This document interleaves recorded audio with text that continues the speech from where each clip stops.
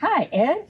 Hi, Ren. I'm glad you could meet me on one of my favorite trails here on Rock Run Trail. I love Rock Run Trail. It's one of my favorite trails as well. There's so much on it. There is, and I know that you're particularly excited about some of the stories you can tell about our beech trees along this trail. Beech trees are my favorite tree. There's so much about them that I love. And we're right near a little baby beech, or my dad would call it a son of a beech. I'm sorry, but I can't help myself.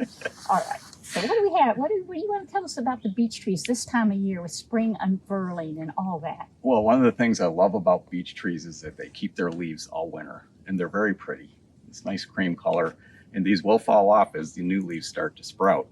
And here on the ends, we have these lance-shaped leaf buds, which are very distinctive and obvious. And in a few weeks, you'll start to see those opening up. And that'll be about the time that the leaves start to fall. They're really spectacular when they start spreading out and opening up. It's like unfurling drapery, so you don't want to miss those, right? That's right. Thanks for pointing that out. I'm excited about watching them unfurl. They're going to be beautiful. You know, Chloe calls them fairy javelins, which I think makes good sense. And they do. They look just like a little javelin. It's hard to believe there's all those leaves packed in that, right? Isn't it something? It is. Okay, well, let's go see what else we can find about the beech trees. Okay. So, Ed, you found another little story right below this beech tree. I did. This is a wonderful little plant. This little plant here is called a beech drop. And it's actually a flower. And even though it's brown, it looks dead. It's not the most beautiful plant in the forest, but I think it's very beautiful by design. Each one of these little flowers is pollinated either by ants or self-pollinated. And the seeds drop to the ground. And the way the seeds are spread is by rain. The rainwater washes the seed down the hill. And when the seed, this is totally fascinating to me, when the seed gets over the root of a beech tree, it senses it either through pheromones or something that root is releasing, and it causes it to hatch or to sprout, and it sends its taproot down into the root of the beech tree, and that's where it gets all of its energy from. It has no chlorophyll. It can't make its own energy from the sun. It totally depends on the beech tree.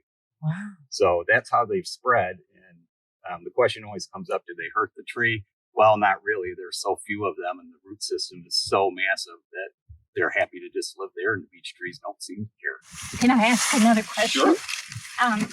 One of the things that I liked about what you just said is that it seems to me that beech trees are like a great example of adaptability, you know, like that idea that nature finds a way. Isn't that from Jurassic Park?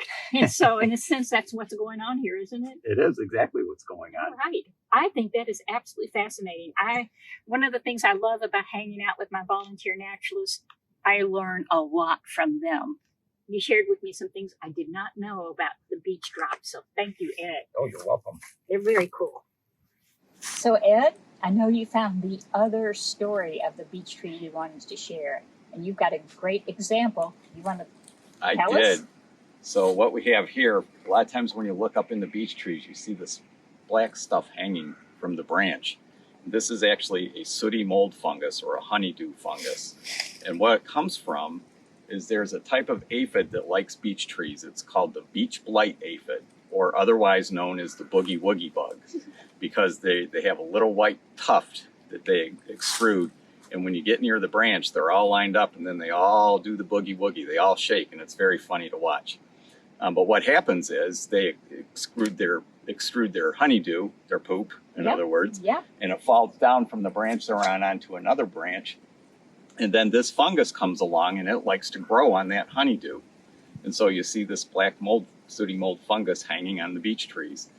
Sometimes you see that and you think that, or people will think that there's something wrong with the tree, or maybe it's sick or burned or something, but that's totally normal for a beech tree. Pretty darn fascinating. It is. I mean, you can see the little branch that this came off of. Yeah. So nature never ceases to amaze us if we pay attention and just notice and are curious. You have to be curious. That's right. Thank you so much.